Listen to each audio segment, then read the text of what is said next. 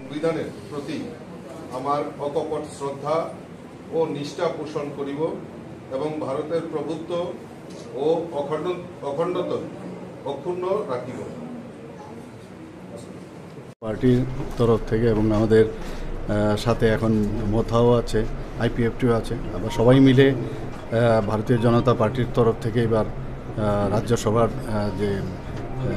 Vacant পোস্টটা আছে সেই পোস্টে আমরা ত্রিপুরা প্রদেশ বিজেপির মাননীয় সভাপতি শ্রী রাজীব ভট্টাচার্যকে মনোনয়ন দেওয়া হয়েছে এবং আমি আশা করি উনি কৃতিত্বের সাথে যেভাবে সভাপতিত্বের দায়িত্ব উনি করেছেন এবং আগামী দিন যখন উনি নির্বাচিত হবে নিশ্চিত যে ত্রিপুরা রাজ্যের জন্য খুব ভালো কাজ করবেন সেটা আমি নিশ্চিত। এর জন্য আমি মাননীয় প্রধানমন্ত্রীজিকে এবং আমাদের রাষ্ট্রীয় অধ্যক্ষ জেপি নাড্ডাজি এবং অমিত শাহজিকে, আমাদের মাননীয় হোম মিনিস্টার, ওনাকে ধন্যবাদ দিচ্ছি।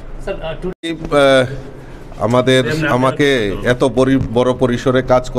কাজ করার সুযোগ করে দেওয়ার জন্য আমার দেশের যশস্বী প্রধানমন্ত্রী নরেন্দ্র মোদীজি, আমাদের রাষ্ট্রীয় সভাপতি আদরণীয় জেপি নাড্ডাজি, আমাদের গৃহমন্ত্রী অমিত ভাই শাহজিকে ধন্যবাদ জানাই যে আমার মতো এরকম ছোট কার্যকর্তাকেও এত বড় পরিসরে কাজ করার একটা সুযোগ করে দিয়েছে।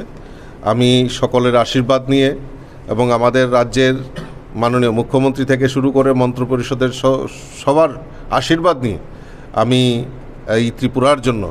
যে ডেভেলপমেন্ট ওয়ার্ক চলছে তাকে আরও ত্বরান্বিত করার জন্য আমি সেটা প্রয়াস থাকবে এবং আমাদের যে লক্ষ্য, মাননীয় মুখ্যমন্ত্রীর যে স্বপ্ন এক ত্রিপুরা শ্রেষ্ঠ ত্রিপুরা, এই এক ত্রিপুরা শ্রেষ্ঠ ত্রিপুরার গড়ার লক্ষ্যে আমিও একটা অংশীদারিত্ব হব, এটাই আমার কাছে সবচেয়ে বড় প্রাপ্তি। স্যার, রাজ্যসভার সদস্য মূলত স্যার বিধানসভার সদস্যদের দ্বারা নির্বাচিত হন, সেই ক্ষেত্রে বিরোধী দলের যারা সদস্যরা রয়েছেন তাদের প্রতি আপনার কি আহ্বান থাকবে? আমি সকলের কাছে আবেদন রাখব যে আমাকে এই একটা সুযোগ, যেহেতু আমি নমিনেশন সাবমিশন করেছি, সমস্ত যারা বিধায়ক বিধায়িকারা রয়েছেন যেই দলেরই হোক না কেন, আমাকে সহযোগিতা করার জন্য আপনাদের মাধ্যমে আমি আহ্বান রাখছি।